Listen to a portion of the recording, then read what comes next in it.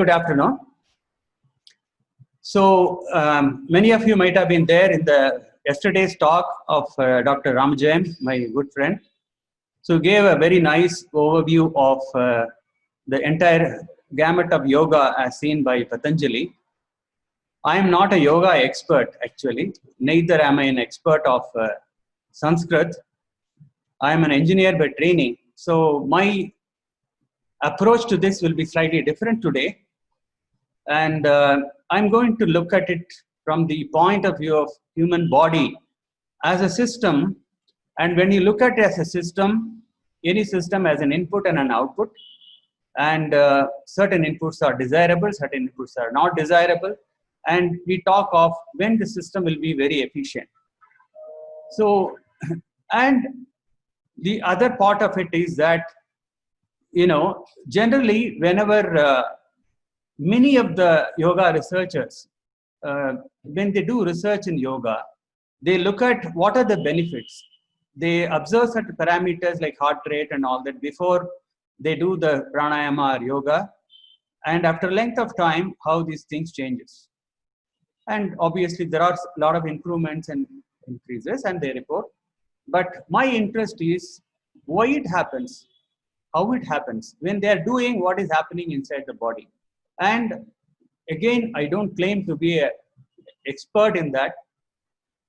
As Dr. Ramajayam said, I started with practice and I saw the benefits. And then I got curious to know how this is happening. And I got into this. And that is how I am in front of you now. So there will be many things that I will be presenting, which are basically what I learned from the published literature. And there will be a few things which are purely my own opinion. I will say that they are conjectures. So please don't listen from, is he correct? I don't think it is correct. So because I am also learning from you. So look at it from, okay, if this is what he's saying, let us see whether it works. See, the attitude of a scientist is not to just accept or dispense with anything, but to actually experiment and see whether it is valid or not. So with this thing, I will also define what is called the signal to noise ratio. For example, I told you about the vehicle. If you are going by a car, there are some inputs and you need a petrol and you also air in a particular mixture by the carburetor. And if one of them is more, there are problems. And if the petrol is mixed with kerosene, then again, there are undesirable inputs. And similarly, I feel there are signals and noise to our human beings at different level, at the body level, at the mind level, at the brain level. So we'll be looking at it and what increases the signal to noise ratio. In other words, what increases the signal and what increases the noise from my point of view.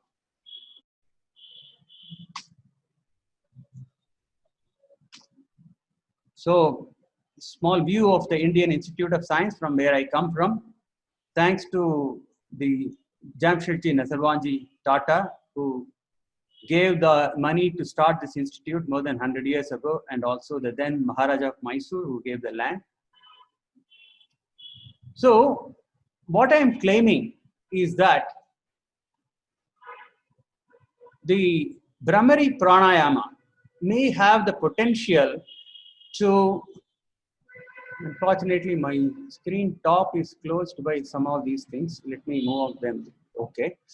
So the question I have is, can pranayama protect you against the COVID-19 infection? Let us start with the interesting topic. So now everybody is interested or worried about this. So I have a statement, I make a statement that Brahmari pranayama may have a potential to especially prevent this virus from replicating inside the body. So again, let's not accept or this is my hypothesis, and we need to really study this system systematically and see whether it is true or not. It could be either.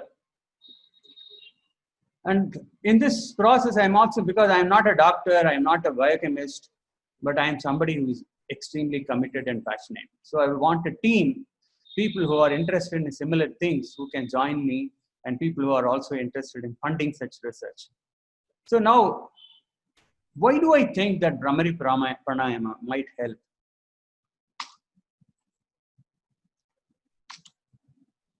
So nitric oxide is an important signaling molecule, and it signals between the cells. And can somebody remove these things? I am getting all this, somebody is waiting all that on my screen. If that can be removed, it will be better.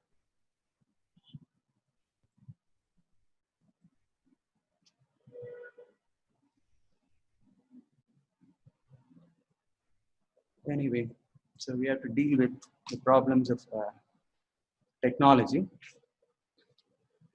So this nitric oxide, we'll come to the connection between nitric oxide and breathing in a moment. Right now, you just look at nitric oxide as a chemical. It has an effect on inhibitory effect on virus infections. It inhibits, and this is from a paper which was published in 2005. As you know, 2003 had a bad virus called SARS virus, and that is also a coronavirus, they called it. So at that point of time, they have done this research, and this is published in the Journal of Virology, which studies about viruses and so on. And they said that this virus replication cycle is inhibited by nitric oxide. Inhibited means it prevents and does not allow the virus to replicate, which means even if you get that, it will not multiply and get you into problems. But of course, similar thing has not been done for the new normal coronavirus, but I think it is a very important thing that we need to do. So nitric oxide has a well-known, again, I can't see my own slides. Nothing can be done. Okay. So nitric oxide so maybe I should come out of this mode then. Even then I cannot move this fellow. Okay.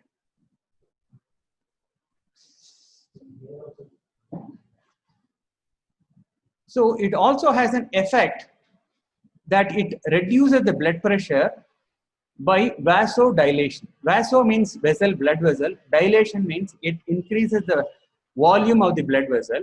And I have two papers on this, one published in 1992, which says nitric oxide and in blood pressure regulation. Another says nitric oxide is a vasodilator reversing hypoxic pulmonary vasoconstriction.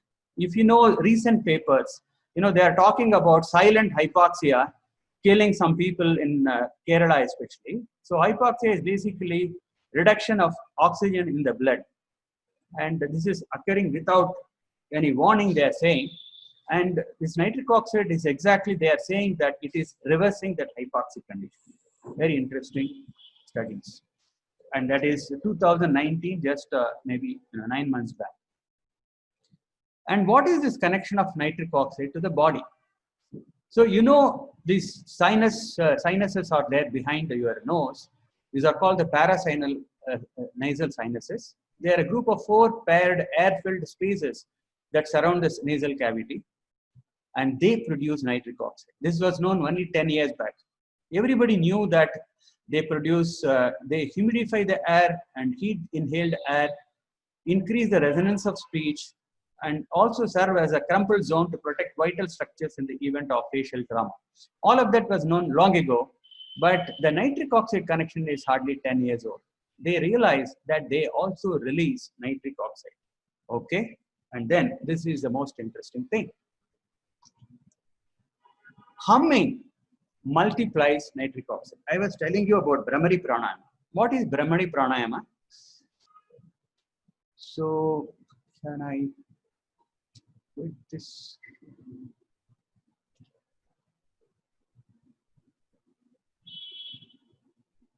Where do I go into this?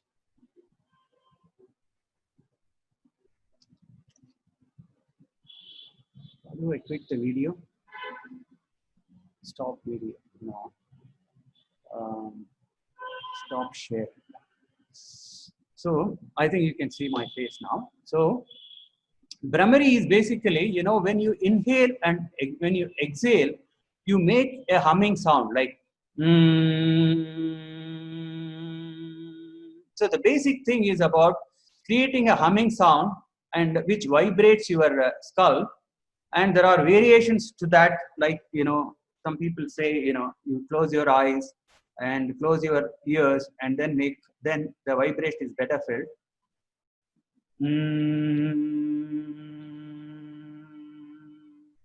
Like that. Again, I am not an expert in that, so don't go by this thing. If you want to learn any of these things, please go to a good yoga teacher.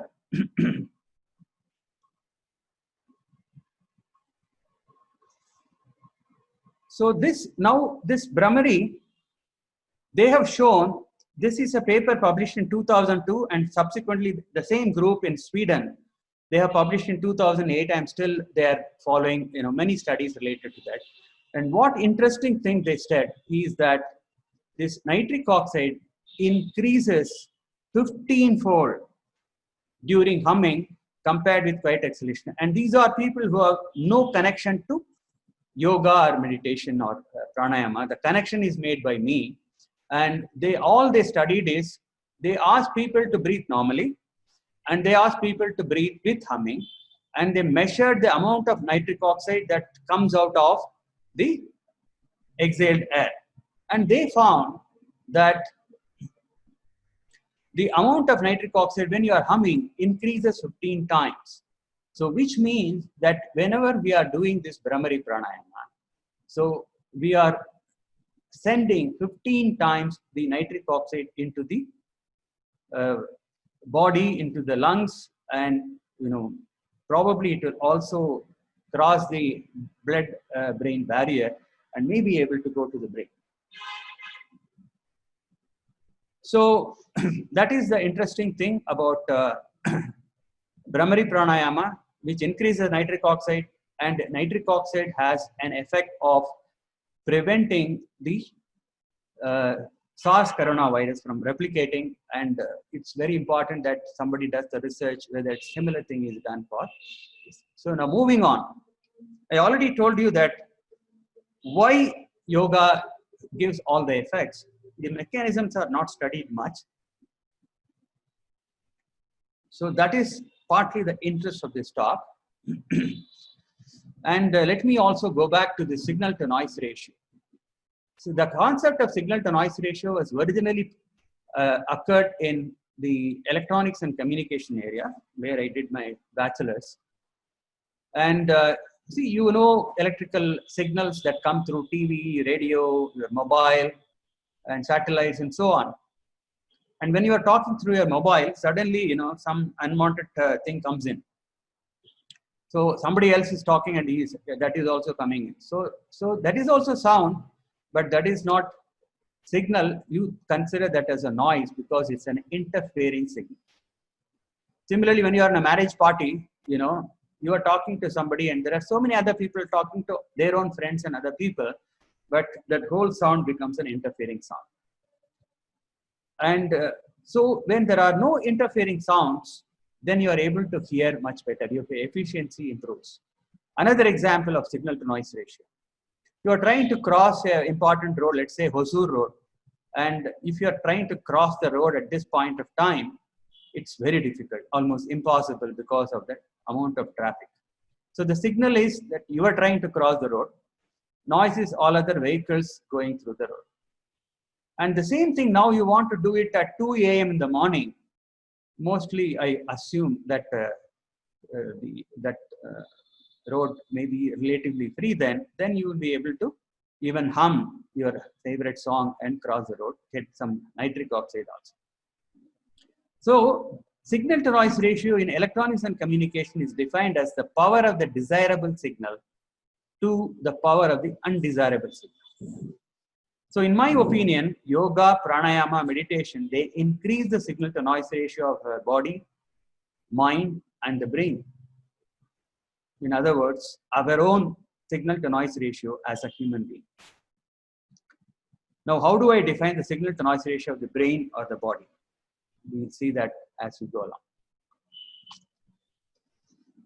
So the role of oxygen and carbon dioxide. Yesterday, Dr. Ramajain said that carbon dioxide also has an important role, especially in, when you are holding the breath.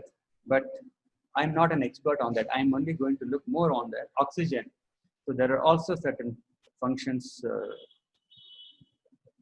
played by carbon dioxide, which will be the topic of another talk when I learn enough about it. So our body is a colony of 130 trillion cells. It may be slightly less, maybe 80. There are different numbers. Nobody has counted it. They estimated it. And this 130 trillions of cells, they are working as a single unit with total cooperation and understanding.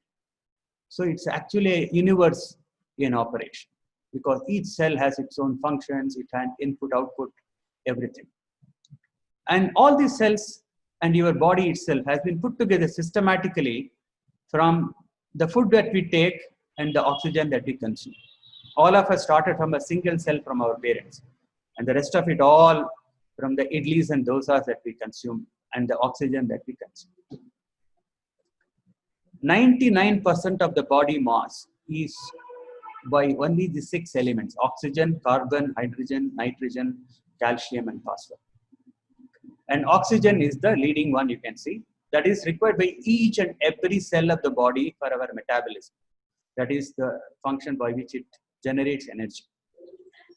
And the brain itself consumes 20% of the oxygen that we intake. The weight of the brain is roughly around 2%, they say, but it consumes the majority of oxygen. And all of us here are brain workers. Our brain is a main input for us. And you know how crucial it is to get enough oxygen, which powers our brain.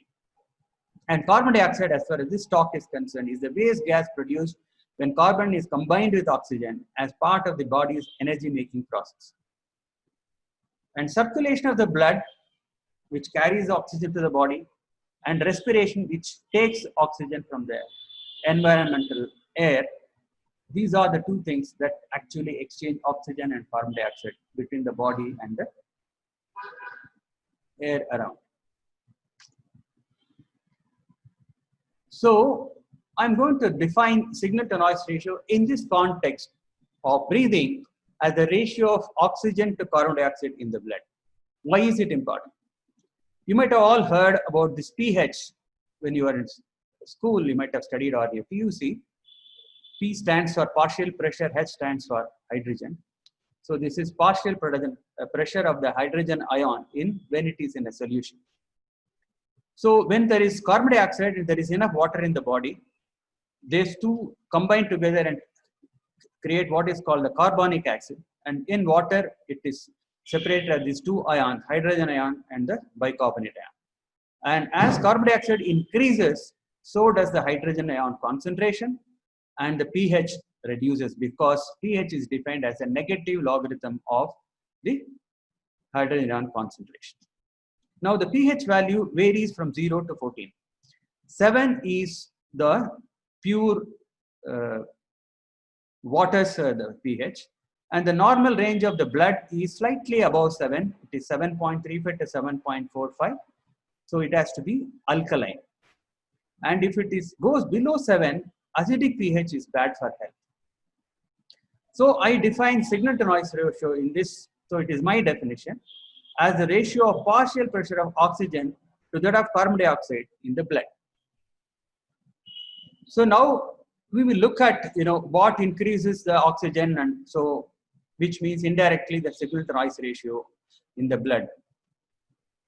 Normal breathing, we are not even aware that we are breathing. That is how it goes on when you are sleeping. It's involuntary. Only inhalation is active. Some muscles are involved, and exhalation you don't have to do anything. So when you blow a balloon, you have to do some work. When you just release it, the air comes out because of the recoil, and similarly is our normal breathing. So the expiration is passive due to the recoil of the thoracic chamber. Now, when you are inhaling, there are 23 muscles, which means 11 pairs of external intercostal muscles and the diaphragm. And when you are actively inhaling, in some of the yogic postures, some of you, if you have done yogasana, so you are asked to, raise your shoulders and do, more active inhalation. And that time there are other 6 muscles which are called the accessory muscles, come into picture.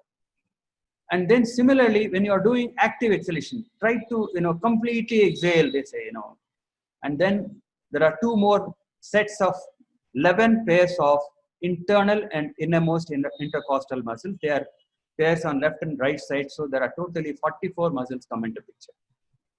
And then if you further forcefully exhale, like you are doing in, what is it called? This forceful exhalation, I forgot the name of it. Like this, I forgot. Kapalabhati. So when you do Kapalabhati, you are forcefully exhaling from the abdomen. So there are 4 more muscles get involved. So you can actually go from the 23 muscles of the passive breathing to 89 muscles when you are actively inhaling, deeply inhaling, and forcefully inhaling, consciously inhaling, attentively inhaling. So that is the possibility. So you are just sitting and you are doing some active breathing, and you can involve 89 muscles, which is 14% of all the muscles in the body. So that kind of an exercise. Not only this muscles, 17 spinal nerves are involved in that. So these are some muscles. I will not get into this. And so let's go directly into the nerves. So this is your spinal cord. So all this spinal nerves, C1 to C3, C3 to C5, T1 to T11, T6 to L1, all of them are involved in controlling those 89 different muscles. You can see that only a few spinal nerves are not actually involved. So that is the kind of importance the nature or the God or evolution has given to the breathing. And the control center for this in the brain is there in the medulla oblongata and the pons, what they call. And this I have taken from the Khan Academy video. Now, so in addition to those 89 muscles and the 17 spinal nerves, there are chemoreceptors, that is chemical sensors, which are there in the pons and the medulla, and they sense the carbon dioxide levels. So based on this thing, they can increase, decrease, the breathing speed and the heart rate also, and the pressure also. So there are also chemosensors in the aortic body, and they sense oxygen, carbon dioxide, pH, and they maintain the cardiorespiratory homeostasis. So these are fed back through different nerves. Will not bother about it. And so together with all of this and respiratory sinus arrhythmia, I will tell you what it is. The whole thing, just deep breathing, is an amazing cardiac exercise. So in normal passive breathing, and what is the level of oxygen or air that you can change due to active breathing? The normal breathing, when you are not even aware, the tidal volume, that is the air displaced between inhalation and exhalation, is around 500 ml for an adult, or more specifically, it depends on the body mass, 7 ml per kg for adult. With deep breathing and with maximal effort, you can reach the vital capacity, that is the maximum amount of air that can be moved in and out of the lungs, which is close to 5 liters. So if you take this as 5 liters and this is 500 ml, it is 10 times or 900% increase in the effectiveness of breathing, or the volume of air displaced per breathing cycle. You can actually give enough oxygen to your brain and all your trillions of cells. And so now let's look at what is this respiratory sinus arrhythmia. This respiratory sinus arrhythmia is a physiological phenomenon, and it connects very closely your respiratory system and the circulatory system. And this is not only for human beings, all the animals that have a backbone, vertebrates, they have it. So what has to do, when you inhale, the heart rate goes up. When you exhale, the heart rate goes down. So they think that it is probably because the body wants to increase the effectiveness of the perfusion of the taking of everything to the body during inhalation by increasing the heart rate. And it wants to save energy expenditure during exhalation. So every time you are breathing in and out, your heart rate is increasing, decreasing. That means actively you are exercising the heart. And when you do it more actively with active breathing, in my lab, I have seen that the heart rate can be changed up to 20 beats per minute. Maybe good yogis can do much more. So you can see what an amount of our average is around 70 beats per minute, and on that, this is almost 30%. So that is the amount of exercise that you can give to the cardiac muscle. So you can, together with all this, you can see the muscles, the spinal nerves, all the sensors that are involved, and the heart itself going through, heart changes. So it's an amazing cardiorespiratory exercise. That is the pranayama. Now there are other connections. Some of them, also is my extensions. So this is based on one of the papers recently published by one of my close friends, Professor Srinivas Chakravarti in IIT Madras. They actually modeled what is known as the basal ganglia in the brain, and the cells in that, which are called SNC. Some names are there, let's not worry about that. So these cells are basically what causes the Parkinson's disease in old people like me. So you would have seen what is Parkinson's disease. They have some tremors and they cannot control it very well. So it has been proposed that the primary factor that causes the degeneration of these neurons in this basal ganglia, the reason is their high metabolic requirements. They are one of the most vulnerable and energy consuming neuronal clusters due to their structural and functional properties. So based on their models, they said that this may be initiated by weak excitotoxicity mediated by energy deficit. That means they demand too much of energy and there is not enough supply. And that is what they said. And what I'm extending is, if you have good breathing, not only oxygen comes in, but later I will show you, there are also papers that say that breathing can actually increase and decrease, or it can pulsate the flow of cerebrospinal fluid, which means the equivalent of blood in the brain. So it can actually pump in sufficient nutrient through the blood into the brain. And if there is sufficient energy, you have seen already, there are enough feedback mechanism, sensors and so on, and the brain will give what is needed for whether it is SNC cells or whatever the other cells. So this is what I think. So these are that SNC cells deep down into the brain. So this is the paper I was telling you about. Breathing modulates the cerebrospinal fluid. So this is a paper published in the Journal of Neuroscience. All of these are very credible journals, reviewed journals, 2017. So this says that the circulation of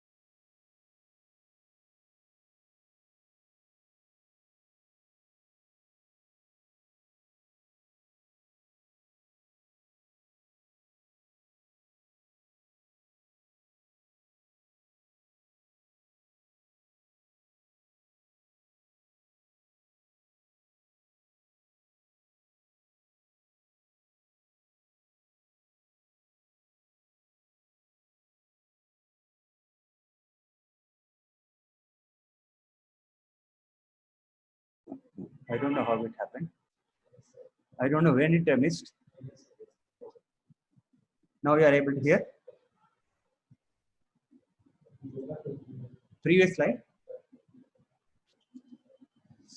Okay, this slide I only showed that where that substantia nigra, which is involved in the cells involved in the Parkinson's disease, were there, not very important.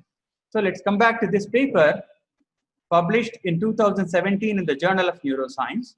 What it says is that breathing is able to modulate the circulation of cerebrospinal fluid, or the equivalent of the blood in the brain. And this has far-reaching implications because I can control how much is the speed or the velocity of the cerebrospinal fluid intake into the brain.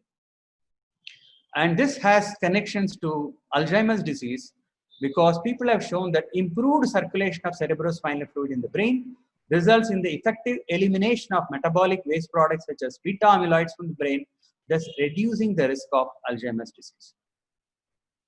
So boosting the cerebrospinal fluid has been linked to improvement in cognitive function and reduction of cognitive concerns in the elderly. Thus, deep breathing increases, in this case, the signal to noise ratio of the brain. So this is a conjecture. This is known from the paper. So I'm saying that good breathing, if you do it from the end time, it may reduce the risk for Parkinson's. So one of the things that we can check these things is, first, you should look at all the Yogasana teachers, not the Swamis. They talk of yoga, some of them may not be doing it.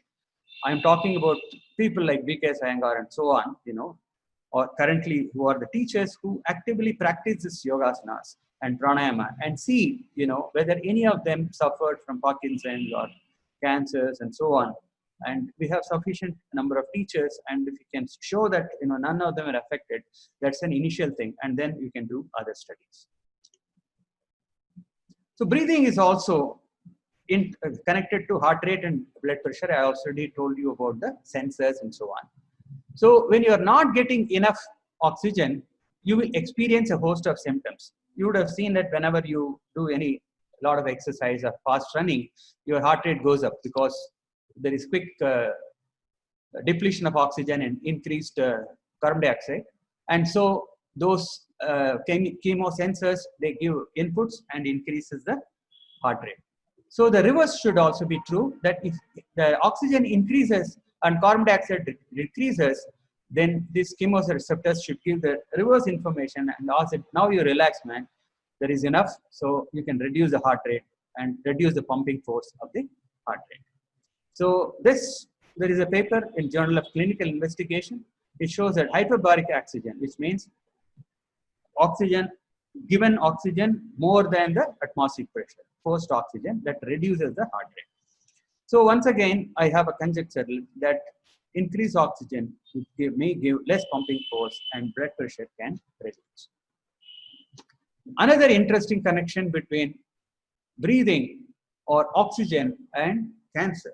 Unfortunately, nobody talks of it, but this was a Nobel Prize winning work of a biochemist called Otto Warburg. You can just Google for his name and see his Nobel Prize talk. So what he said is that cancer basically needs a low oxygen environment to survive. He actually did experiments on rats, created cancer for 2 sets of rats. In one of them, he made sure that there is sufficient oxygen supply in all the tissues around the cancer region. In another set, he just left them normal. And these things, the cancer progressed and they died. And the other set of this thing where oxygen was supplied around the cancer never grew. So he has clearly proved that oxygen has a very close connection to cancer. Of course, now doctors say that just by giving oxygen, it may not help. But the East European countries, you can again Google it, they use hyperbaric oxygen chambers to actually cure cancer patients. And there is also in US, they are doing studies now combining oxygen and carbon dioxide in different proportions, and that is tried as a treatment for cancer. So there are also things for people who are working on different foods, and when you eat enzyme deficient foods, the red blood cells are weakened and stick together in groups, and they cannot travel through smaller veins. This causes the body to have many anaerobic, that means low oxygen areas, that allows cancer to develop. So there is a big group working in US which is studying what kind of, just by controlling your diet, you can control your cancer. So the importance of pH level of blood. We already said normal pH, it optimizes the enzyme action and a healthy metabolism. Prolonged abnormal pH leads to disordered metabolism and illness. Observing a patient's blood and urine pH values aids assessment, diagnostics, planning, and implementing care and re-evaluating healthcare intervention. So this is what is mentioned in British Journal of Nursing. So when they are looking at patients, they are saying that you need to carefully look at what is the pH value of the blood and urine. So it has very important implications for health. Now, so you might have seen many times in India, in rural areas, whenever prohibition is suddenly, or even otherwise, the poor people, they make different types of concoctions using sometimes even battery acids and very many other things, and they call it hooch, and sometimes people are killed. They consider that it is due to methanol poisoning. So we think that it is only these uneducated people and poor people do that. So this is, you can see that such things are actually noise for the body, and I consider that as like the Ganges is polluted by the effluents from an industry. Again, not audible. Hello, are you able to hear me? Okay, so I think I need to be a little louder. So these are what I call noise. So just as effluents are going into the Ganges and polluting it, you are polluting the body with undesirable things, which I call noise. But it is also done by very rich people. So a soft drink typically contains carbonated water and a sweetener and a flavoring and phosphoric acid. So you have already seen that carbonated water means basically it is carbonic acid, and the H plus concentration is high, which means pH is low and it is acidic. We have done experiments in the chemistry lab in IISc with all the popular soft drinks in India, and all of them have a pH value from 2 to 3. And if you look at the battery acid, it has a pH of 1. I know I told you that pure water has a pH of 7, and actually what we need is slightly above 7, but all the soft drinks have 2 to 3. So gulping down this carbonated drinks is equivalent to polluting the Ganges with either effluents or the refuse of people. Sorry to say that. And the statistics say that in 2003, I couldn't get the recent statistics, average American drank around 46 gallons of soft drinks. You can imagine what will be their immune level, what is happening.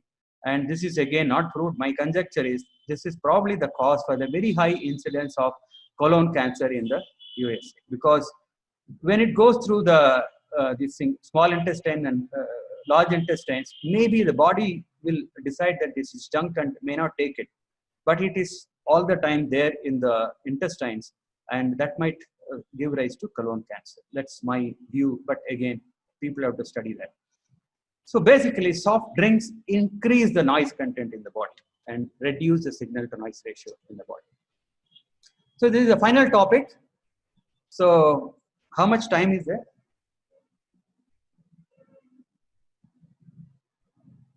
Okay, I have another 20 minutes. So 15 minutes. Okay, but I should finish it much before.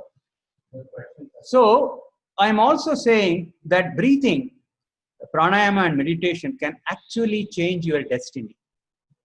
So what do I mean by destiny? In the medical parlance, people say that your disease, your health, many of them are decided by your genes, your DNA. And if your parents and grandparents had a BP or sugar, or some actress removed her breast because her sister had breast cancer. Very unfortunate. So the latest discovery is not very recent. 2006 itself, in the Discover magazine, the title it says DNA is not your identity, which means you can go beyond your DNA. You can control your genes, not change the genes, but you can change the expression of the genes. So I may have a gene for BP or sugar or something else, but if that gene is not expressed, that means there is a soft switch.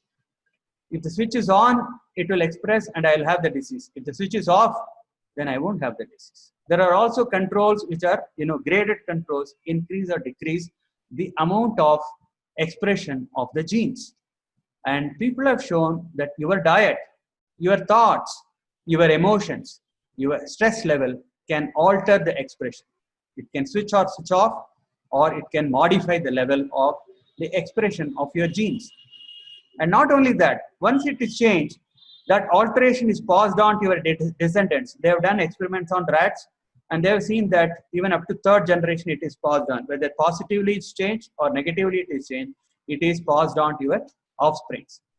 So your past habits, your parents' past habits, and their parents' past habits are all switch on or switch off your gene expression until you modify it by, again, some of these methods. So I will skip this. This shows you, this is not some mumbo jumbo. So this is actually studied in many of the advanced laboratories now. And this slide I have taken from National Institute of Health, just to show you that they have already shown enough mechanisms how this epigenetic, that means the changes on the gene expressions, are happening through various things, including your diet. And this is a great man who actually took two identical, rats, genetically this thing that is twins, and just by changing he fed different things for them and changed their genetic expression of the genes, and you can see what happened at the end. One had a disease, another was very healthy, and he showed that just by changing the diets, of course this was an extreme case, you can actually change the way your genes express. So this John Mathers, professor of nutrition, Newcastle University, it is in British Medical Journal in 2016, he said that don't blame obesity on your gene. There is a gene they have found out, that FTO gene is causing the obesity for some people. So it is definitely, if you have that gene, you are likely to this. But he experimented with it with 9,500 people and said that in spite of the genes, if they are physically active, then they can lose weight. So there is some function of the genes, but you can go beyond the genes.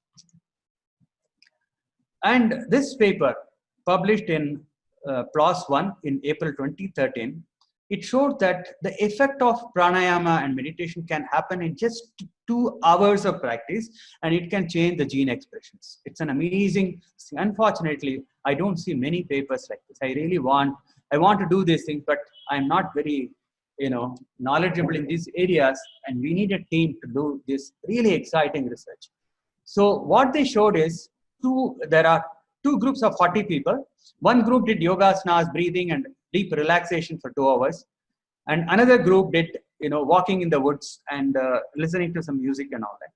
The yoga group, they showed that after 2 hours, they took the blood, and they also checked the blood before they do. 111 genes have changed their expression. And these genes are in the lymphocytes, which are the immune cells in the circulating blood. So powerful result.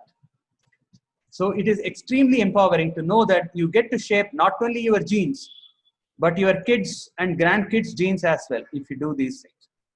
So epigenetics proves that it is never too late.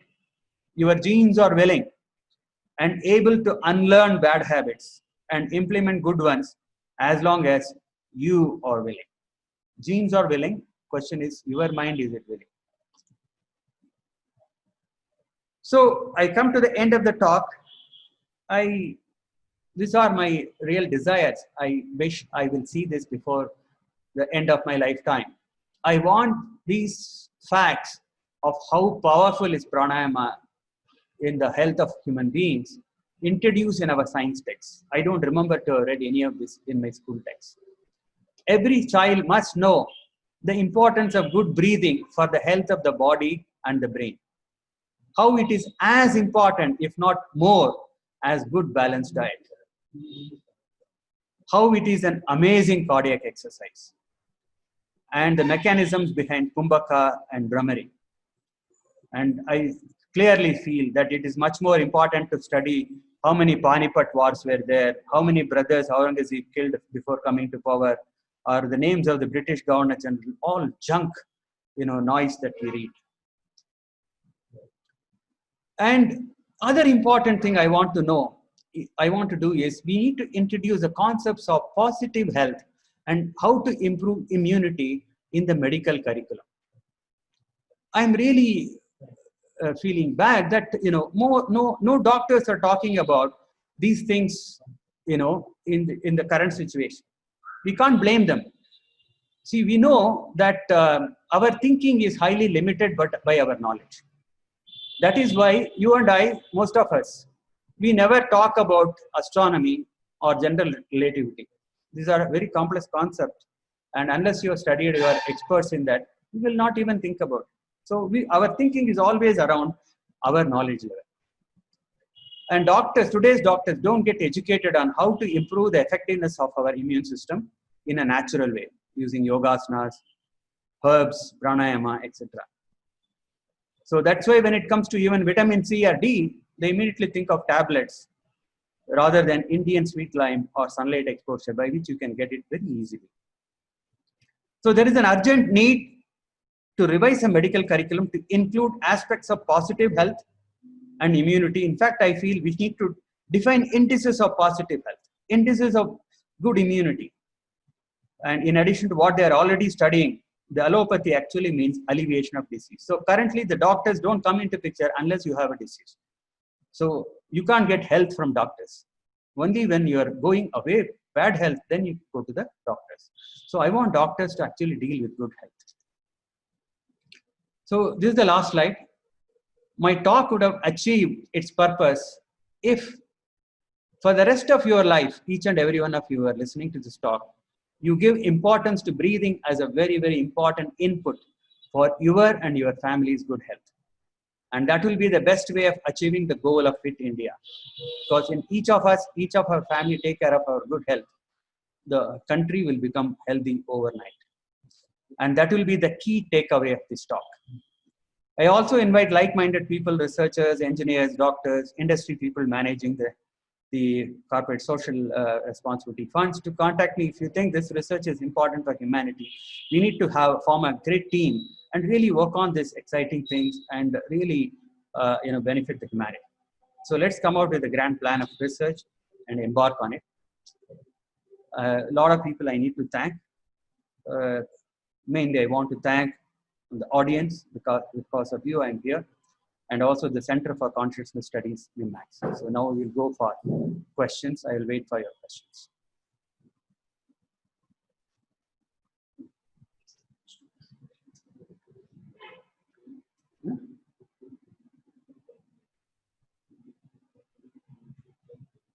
If there is time, I will talk. After 10 minutes are there. So as long as time is there, I will talk.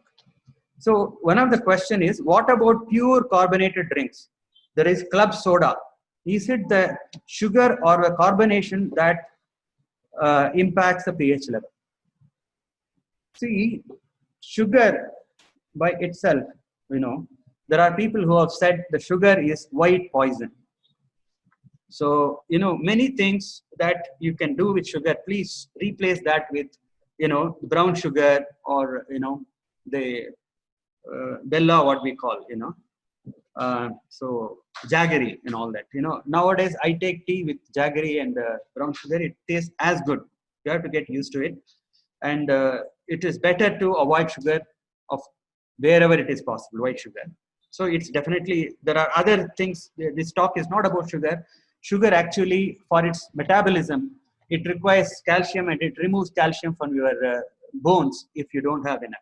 That's why in jaggery making, they use, this, what they call this thing, chunam, that contains actually calcium, and our ancestors knew it and they provided it as part of jaggery. But white sugar doesn't have it, so it's not a really good thing.